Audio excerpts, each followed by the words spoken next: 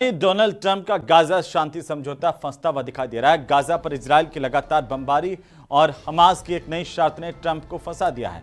वहीं तुर्की के राष्ट्रपति एर्दोआन ने इजरायल को चैलेंज करने वाली एक बात कह दी, जिसमें नेतन्याहू का गुस्सा 7वें आसमान तक पहुंच गया है। ये रिपोर्ट देखिए।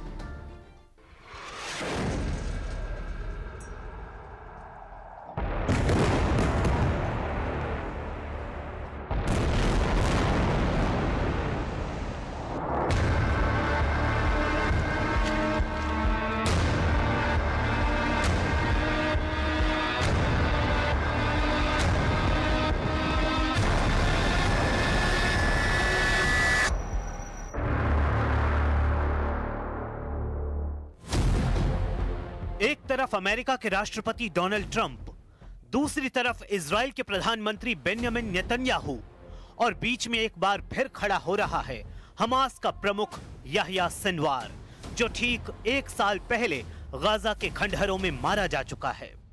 हमास और इजराइल के युद्ध में अचानक याह्या सिनवार की एंट्री कैसे हो रही है? इस सवाल ने व्हाइट हाउस तक सबको बेचैन कर दिया है, क्योंकि जब गाजा में नेतन्याहू की भारी बमबारी जारी है और हर कोने पर इजराइल की सेना मौजूद है, बावजूद इसके गाजा को अब भी कंट्रोल कर रहा है हमास। हमास ने डोनाल्ड ट्रंप के सामने बहुत बड़ी शर्त रख दी है। हमास ने कहा है कि अगर डोनाल्ड ट्रंप गाजा पर डील चाहते हैं तो इजराइल को याह्या सिनवार की लाश लौटानी होगी। याह्या सिनवार हमास का प्रमुख था और उसी ने 7 अक्टूबर 2023 को इजराइल पर हुए हमले का मास्टर प्लान तैयार किया था।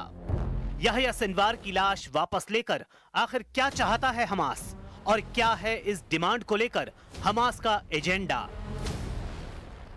इस सवाल ने अमेरिका के राष्ट्रपति डोनाल्ड ट्रंप और इजराइल के प्रधानमंत्री बेंजामिन नेतन्याहू को बहुत बड़ी उलझन में डाल दिया है, क्योंकि इजरायली बंधकों को लेकर डील अब तक फाइनल नहीं हुई है। और इस बीच पूरी पिक्चर में याह्या सिनवार की एंट्री ने डील में बड़ा वाला पलीता लगाने का काम किया है।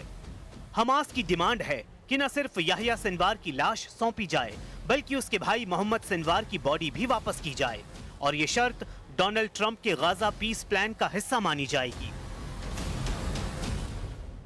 The Sunday evening deadline was to hear back from Hamas on the proposal one way or another. And of course, on Friday, Hamas put out a very clear statement in the president's view that they accept the president's framework, and that's why those technical talks are now underway. But again, we want to move very quickly on this, and the president wants to see the hostages released as soon as possible.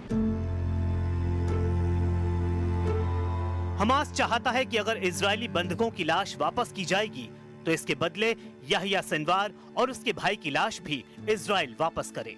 इसके अलावा Hamas ने Israeli जेलों में बंद सैकड़ों फिलिस्तीनी बंधकों की रिहाई की मांग भी की है।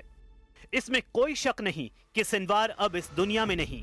सिनवार मर चुका है, लेकिन गाजा और बाकी पश्चिमी एशिया में याह्या सिनवार की एक वसीयत बार बार वायरल होती है।